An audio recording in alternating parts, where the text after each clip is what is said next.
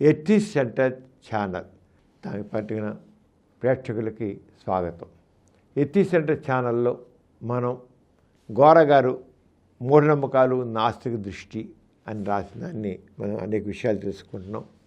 దీంట్లో గోరగారు అనేక విషయాల్ని, అనేక మూఢనమ్మకాలని, మహిమల్ని నాస్తిక దృష్టితో ఎలా పరిశీలించాలి అనేది తెలియజేస్తున్నారు. ఈ రోజున జాతరల గురించి ఆయన రాస్తున్నారు. జాతరలో ఏమంటారు, దేవీ దేవతలకు ఏం చేస్తారు అని చేత ఒక గోరగారికి ఒకరు ప్రశ్నలు రాశారు. జాతర అనగా ఏమి, ఎందువల్ల పుట్టెను, అవి ఎందుకు ఏర్పడను, వాటిని చేయవచ్చునా, జాతరలు చేయవచ్చునా అని అడిగారు. దానికి గోరగారు ఏం జవాబు ఇచ్చారంటే, సంఘ నిర్మాణం గట్టిగా జరగని ప్రాచీన యుగంలో ఎండ వాన వంటి ప్రకృతి రూపాలను అర్థం చేసుకోవడానికి తగు వాసక దృష్టి కానీ, ఎదుర్కోవడానికి చాలిన శక్తి కానీ లేక ఆనాటి మానవులు ఏది చూసినా భయ విస్మయాలతో ఉండేవారు. అటువంటి దశలో పూర్వీకుల విజ్ఞానం సాదృశ్య విధానంతో ప్రారంభించింది. అనగా ఏది చూసినా అందు తన వంటి మానవులే ఉన్నారనుకోవడం. గాలి ఒక మానవుల కలుగుతుందనుకున్నారు, సూర్యుడు ఒక మానవుడని అనుకున్నారు. అయితే ఎండ వాన గాలి నిప్పును వారు ఆపలేకపోయేవారు కనుక వారు తమకన్నా అధిక శక్తి గల మానవులు అనుకున్నారు. అటు అధిక శక్తి గల మానవులుగా ఊహించిన ప్రకృతి రూపాలనే దేవతలు ఉన్నారు. గాలి దేవత, ఎండదేవత, వానదేవత ఈ విధంగా తయారైనాయి. ఆది మానవుడు మొట్టమొదటి ఒంటరిగా ఉండేవాడు, తర్వాత గుంపులుగా తయారాడు. గుంపులకు తయారైనప్పుడు ఇక ఆ గుంపులకి ఇబ్బందులు వస్తాయి. తుఫాన్లు వచ్చాయి, వాడు ఏదైనా గుడిసె వేసుకుంటే గుడిసె కొట్టుకుపోయాడు. వరదలు వచ్చాయి, వాడు కొల్లగొట్టిపోయాడు. భూకంపాలు వచ్చాయి, చాలా. ఇవన్నీ వస్తుంటే మనిషి ఏమిటి ఇలా జరుగుతుంది, మనకెందుకు ఏ రకమైన రక్షణ లేకుండా పోతుంది అంటే, నాకంటే శక్తివంతైన వాడు ఒకడున్నాడు, వాడు ఇవన్నీ చేస్తున్నాడు. ప్రతిదాన్ని సాదృశ్యంగా చూశాడు ఆది మానవుడు. ప్రతిదాన్ని అంచేత వాన వస్తుంది, నీరు పోస్తున్నాడు. నేనైతే బకెట్తో నీళ్ళు పోస్తున్నా, గిన్నెతో నీళ్ళు పోస్తున్నా. వాడు పైనుంచి నాకంటే ఎంతో శక్తివంతున్న వాడు పైనుంచి నీళ్లు కుమ్మరిస్తున్నాడు. అలా అనుకున్నాడు. కానీ మేఘాలు దాన్ని వర్షించడాలు అని వాడికి తెలియదు. ఒకడు పోస్తున్నారు. అలాగే ఎండ, నేనైతే కట్టె వెలిగిస్తున్నాను, మండుతుంది. ఇక ఎండ మండిపోతుంది. నాకంటే ఎంతో శక్తివంతున్నాడు ఓ పెద్ద మంట పెట్టి ఎండ మండిపోయి చేస్తున్నాడు. ఇలా ప్రతిదాన్ని ఒక మనిషి లేదా ఒక దేవత అది చేస్తాడు. జబ్బులు వస్తే ఆ జబ్బులు చెడు ఎవరో ఒక దేవత ఉంది, ఆ దేవత మనకి కోపం వచ్చింది, జబ్బులు ఉంటే మన ఇబ్బంది పెడుతుంది. అదే దేవతలు. అమ్మవారు అందుకని మసూచికం ఆ రోజు ఎక్కువగా ఉండేది. మసుకున్న తర్వాత ఆట్లమ్మ పొంగు జ్వరం ఇలాంటి వచ్చేకల్లా చిన్న అమ్మవారు అన్నారు. ప్రతిదినం మనిషి తనకంటే మించే ధర వస్తుంది. మరి ఎలాగా వీటికి కోపం వచ్చి చేస్తున్నాయి, మనిషి మీద ఒక రకమైన కోపం రాబట్టి మనుషుని రకం హింసిస్తున్నాయి.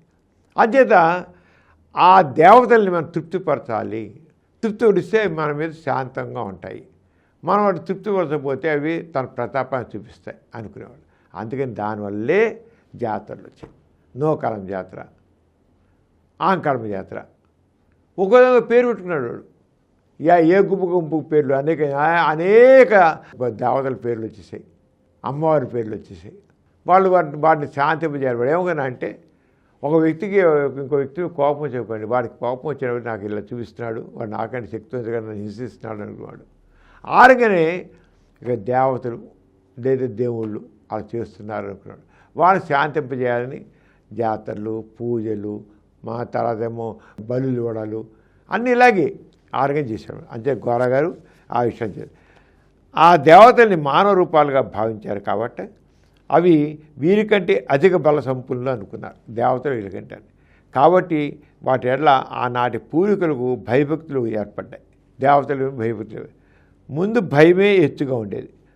మామూలు అధికారులను పూజించి వేడుకున్నట్లే ఆ దేవతలను ఆనాటి వారు పూజించేవారు, వేడుకునేవారు. వాటిని సంతృప్తిపరచడానికి అధికారులు లంచాలు సమర్పించినట్లే ఆ దేవతలకు బలులు కానుకిచ్చేవారు. ఆనాటి పూర్వీకులు మాంసం తినేవారు. అంచేత ఆ దేవతలకు జంతువులు ఇచ్చేవారు.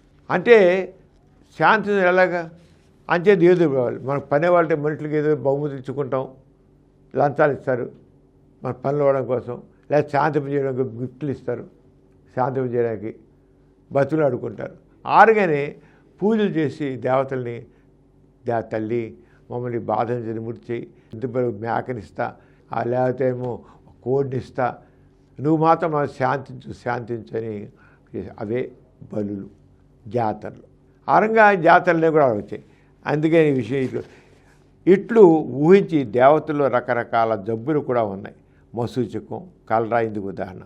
కలరా వస్తే దేవతలను ఏర్పడినని, కలరా దేవతల కోపం వచ్చి మనుషులను చంపుతుందని ఆ దేవతకు బలులిచ్చి తమ హింసించని వేడుకునేవారు.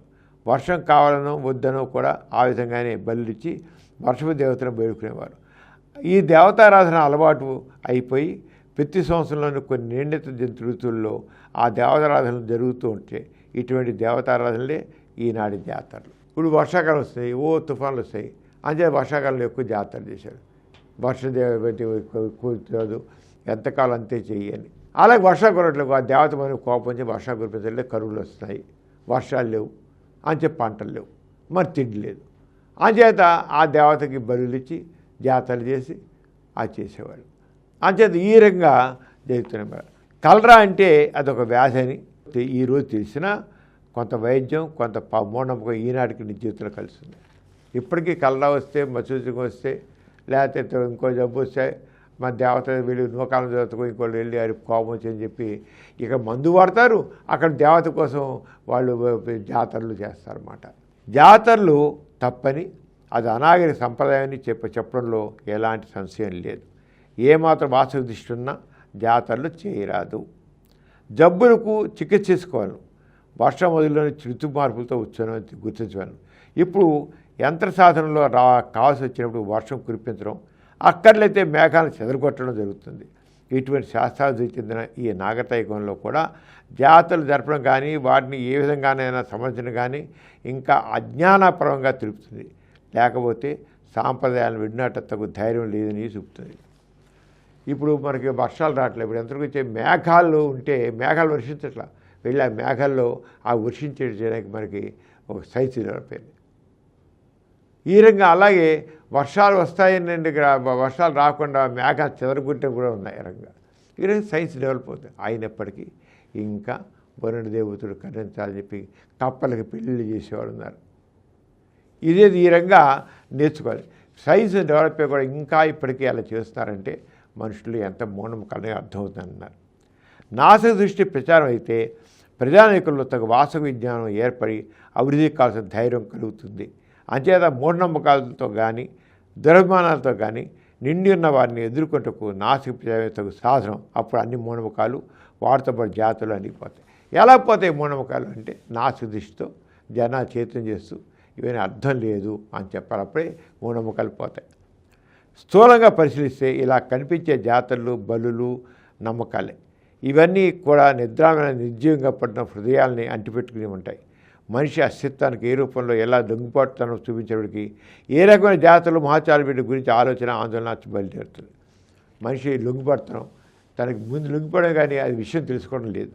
నాసికత్వం అంటే వాస్తవ దృక్పథం. మనిషి తనకు ప్రత్యక్షంగా కనిపించి వినిపించి అర్థమయ్యే ప్రతి విషయాన్ని యథార్థంగా పరిశీలించడం. దీనికి అసలు ఆసక్తులు కల్పించిన ముసుగులు, నగిషీలు తొలగించి చూడటమైన ఆసక్తి, అదే నాసిక దృష్టి. ఆసక్తులు అన్నీ ఇంకా అన్ని మూఢనమ్మకాలని వాటిని వదిలి ఆసక్తితో చూడాలి. ప్రజానాయకులను నాసిక దృష్టి విస్తృతమయ్యే కొలది జాతరలు, పూనకాలు వంటి నమ్మకాలు మంచు తెల్లగా విచ్చిపోగలవు. అంచేత ఎంత మేరకు మనిషిలో శాస్త్రీయ విజ్ఞానం, శాస్త్రం పెరుగుతుందో, ఎంత మేరకు మనిషి తను ఆలోచించాడో విజ్ఞతతో అప్పుడు అంతమేరకు పోతాయి, లేకపోతే ఇలాగే ఉంటాయి. అంచేత మనిషి నాసిక దృక్పథంతో ఆలోచించాలి. ఆలోచిస్తే దీనిలో మార్పు వస్తుందని చెప్పారు. మరొక విషయంతో వచ్చే ఎపిసోడ్ల కోసం అందరూ సెలవు. నమస్కారం. ఈ కార్యక్రమం మీకు ఎంతో నచ్చింది కదా.